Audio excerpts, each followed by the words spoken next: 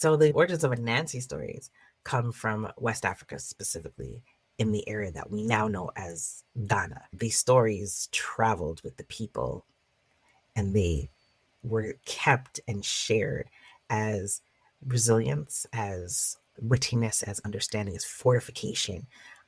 Life doesn't always have to be this way.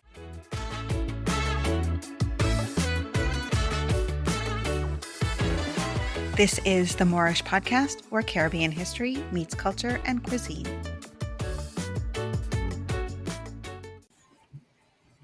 Kesha, it is so great to have you back. Thank you.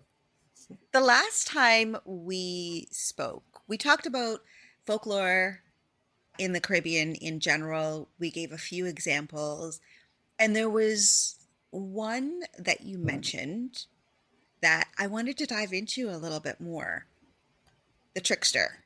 And in our conversation, you talked about the Trickster coming across as two different versions, Anansi and the Monkey Tales. Yes. So let's dive into that. Okay. Well, I've got some stories that I could share with you. Since we're going to dive in, we might as well start with the story. Yeah. Let's hear it. All right. This is an Anansi story.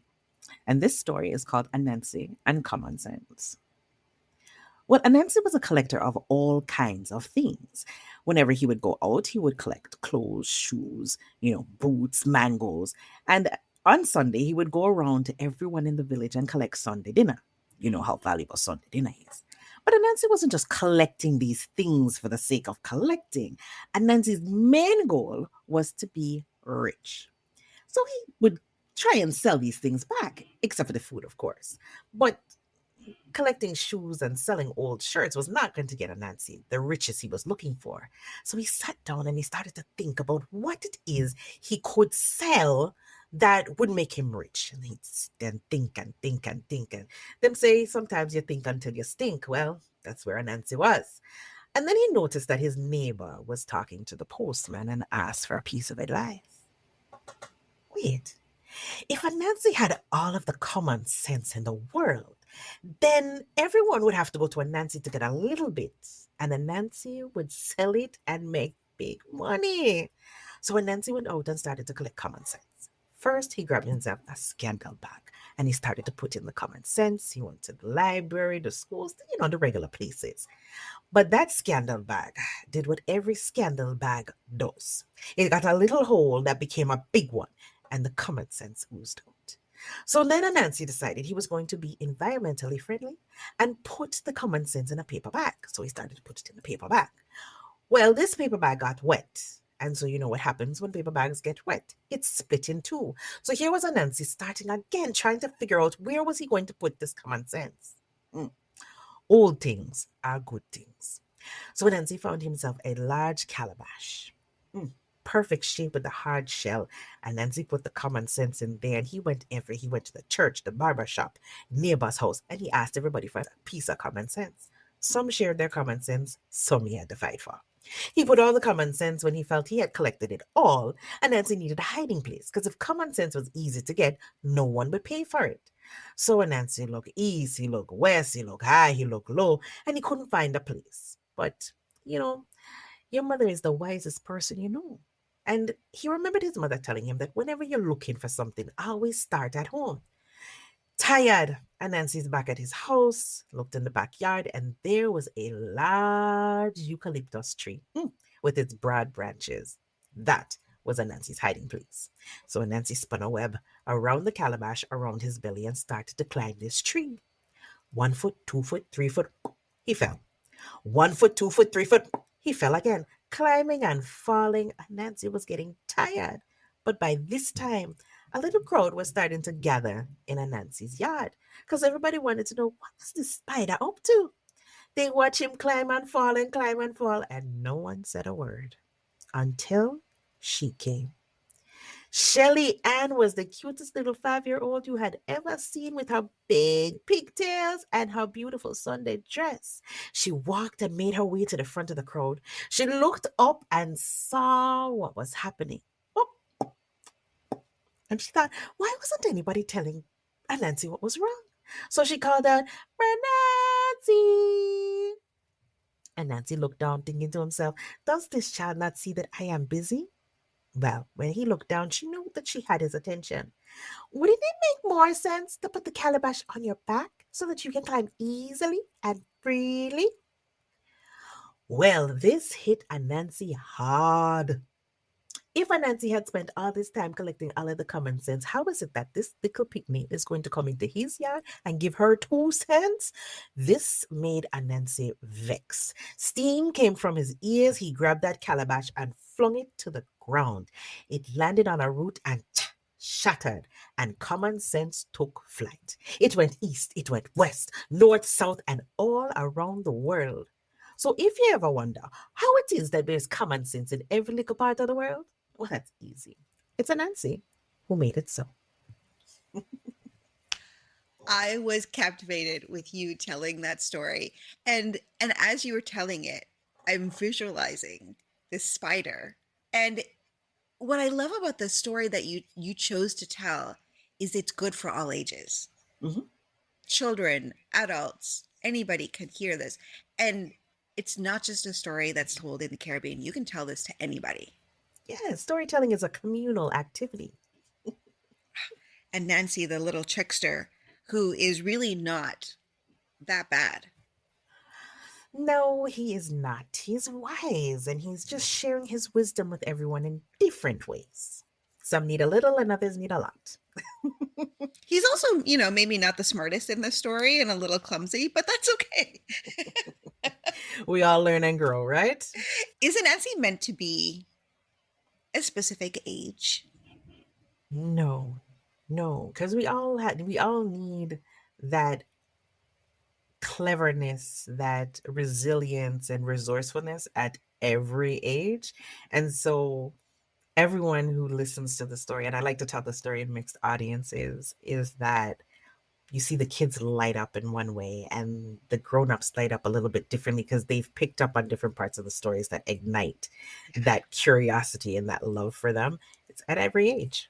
At every age. And so it doesn't matter. And I'm referring to Anansi as a he, but it doesn't necessarily have to be a he. No, and Nancy doesn't have to have a gender. I think the listener then can decide for themselves what Anansi Absolutely. looks like, how old they are. Yes. Yeah. Anansi stories are often told to children. Mhm. And that's where we start to pick up and learn these lessons through this storytelling. Absolutely. It's how they learn their social skills and their ideals on how to behave. And it's not just that trickster in him, it's how he's navigated the problem that triggers that problem solving, that critical thinking is all unveiled in the story, that process. And so now that young person will then kind of figure out another real life situation based on the story that they heard. When you do your live events and you tell this story or Mhm. any of the other stories that you tell, are you telling a story and then is there a lesson or is there a conversation afterwards? Sometimes it really depends on the session, and sometimes they just perform and share the story, which I do, but I like to leave a little bit of that lesson behind as well. And when I do like schools, they kind of like when you spell it out. So I take the time to spell it out, but a lot of people take different parts of the story as their own, and I like for them to keep that little gem. It's like a gift that I give to you, and you hold on to what the meaning is for you. For anybody who hasn't listened to the first episode that we did together, I'll leave a link down below. But to reiterate, the Nancy story stems from and the origins come from where? So the origins of Anansi stories come from West Africa, specifically in the area that we now know as Ghana. He was fashioned after the Akan or the Ashanti spider god. And so these stories traveled with the people and they were kept and shared as resilience, as wittiness, as understanding, as fortification. Life doesn't always have to be this way. And there were little messages that were sent through that you could grasp through the stories, but the stories weren't told and the lesson was told. The stories were told, and everyone who needed a piece held on to the piece that resonated most with them. I can just imagine those days, those early days, where all of this was just around a fire in your home, oral traditions of storytelling before anything was ever written down, and and how it might have morphed and changed depending on circumstances and culture. Absolutely. It's like we add a little bit of ourselves whenever you tell the story. And stories were always told at night after all of the, all of your chores and work was done. Stories were told at night as a communal activity where you get together and instead of just chatting people business, as the grown-ups would say, the stories were told and the lessons were for young and old. So there wasn't like, oh, the kids over here are going to hear one story and the grown-ups over there. It was always done together and everyone took their little piece and questions were asked. And, the storyteller knew everything. The storyteller could tell you about your bloodline, could tell you about where you were from, as well as the nuances of life. So you could literally have it was like having your whole history in front of you as the stories were being told. When we were talking in that first episode and you were talking about Anansi and the trickster, you Mm-hmm. also mentioned that that trickster character turns up in a different form Mm-hmm. in other places. And Absolutely. you mentioned monkey. Ah, monkey tails. At first, I didn't like to tell monkey tales because I was just like, oh, come on. I know where these stories come from. I didn't want to share them because the references that they were given. But as a good storyteller, you dig in. And I started to dig in and realize that these stories were necessary. That trickster character isn't making fun, it's giving us a different point of view. And when I started to find some of these monkey tales, I started to realize wait a minute, all of these characters are the same. They have the same archetype. Their situations and their experiences are a little bit different because the story's from a different island. But this is one of the stories that I love the most. I don't have a favorite story. Every story I'm telling, that's my favorite in the moment. But these are the stories that kind of resonate a little bit differently. And this is Monkey Who Loves Trouble. On an island, there was a tree, kind of in the middle between the market and the the homes. And Monkey loved to be in this tree because in this tree you could find out everything. The girls would lean and talk their susso. Everyone passed to go to market. It was the place to be. So Monkey would stay in that tree often. But every day he would see the same old woman walking back and forth with her wares to market and back from market.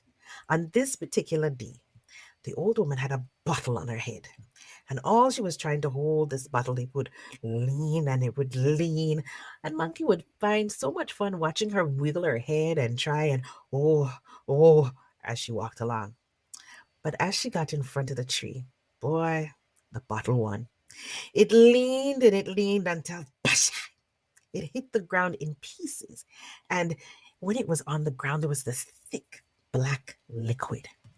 And the old one was trying to scoop it up. Oh, trouble, trouble, trouble, she would cry out. She tried to grasp as much as she could. She had to let it go. There were too many pieces, too much. She took what she had left, oranges and such, and went to market. When she was gone, Monkey looked around. There was nobody. Came down from the tree. Trouble, eh? Monkey stuck in his finger, stuck it in his mouth, and was like, boy, trouble, nice. So he put in two fingers.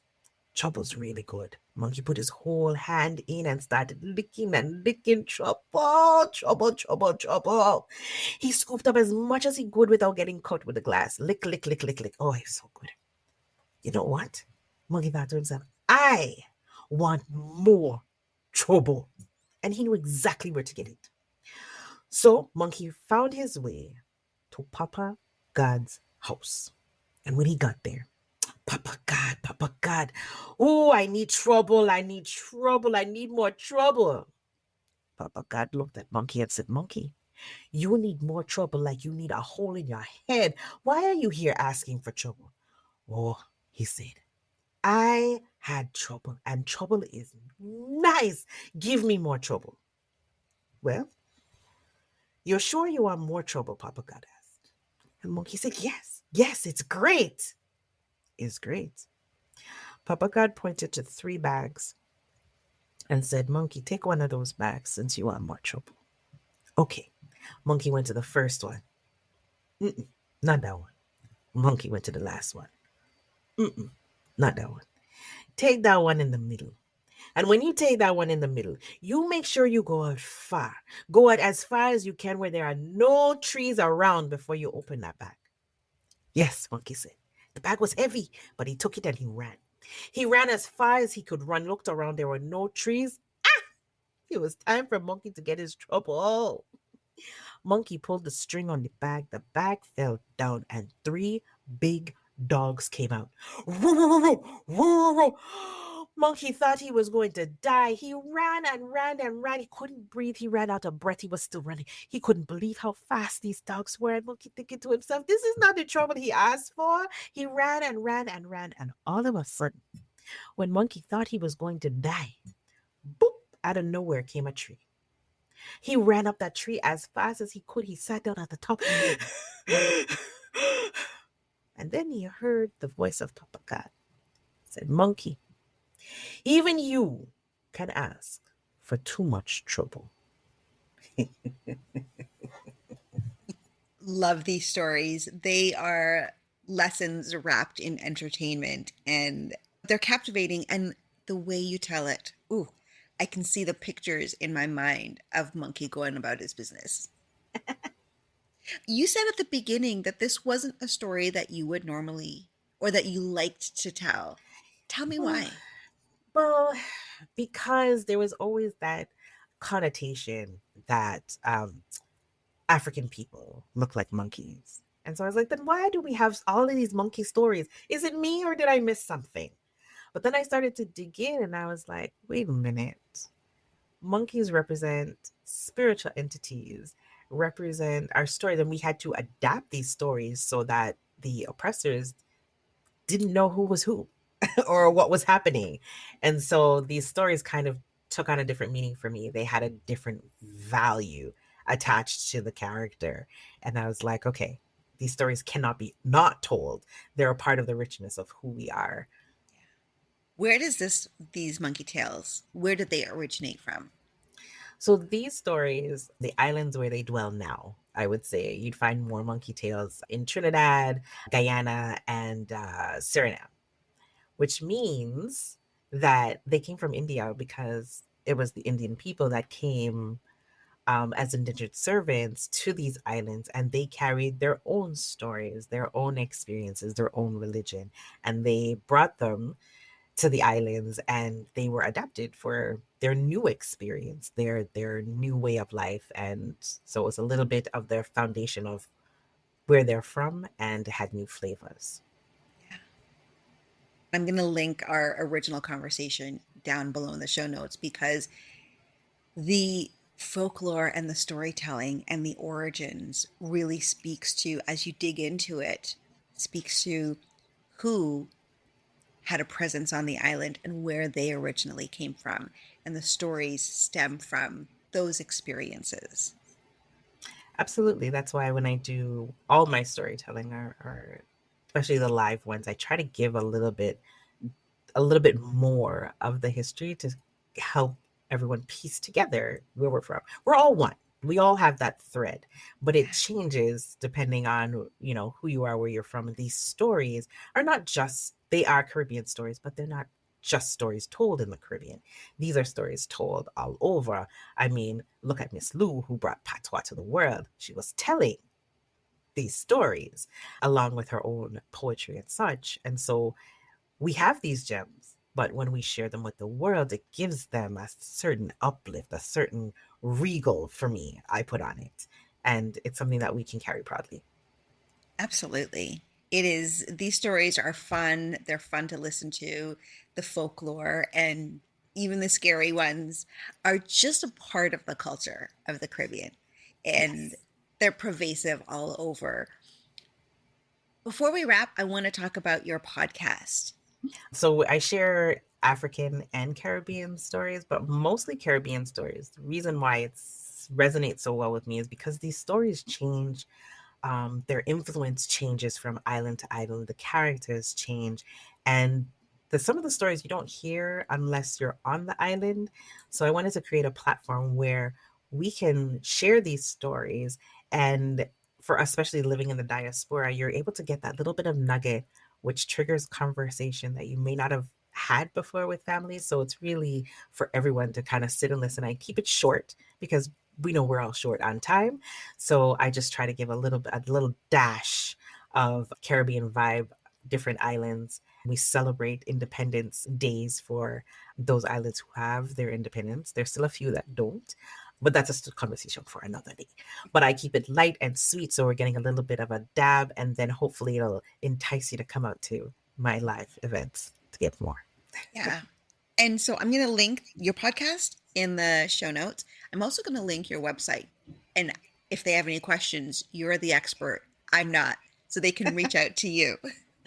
Absolutely. And follow me on social media because I share little nuggets there to kind of pull in some more curiosity. So you'll get some of your questions answered there as well. Excellent. Thank you so much for joining me again, and we will talk soon. Absolutely. Take care. Thanks for listening to this episode of the Moorish Podcast. Connect with us on Instagram, YouTube, and TikTok at the Moorish Podcast. See you for the next episode.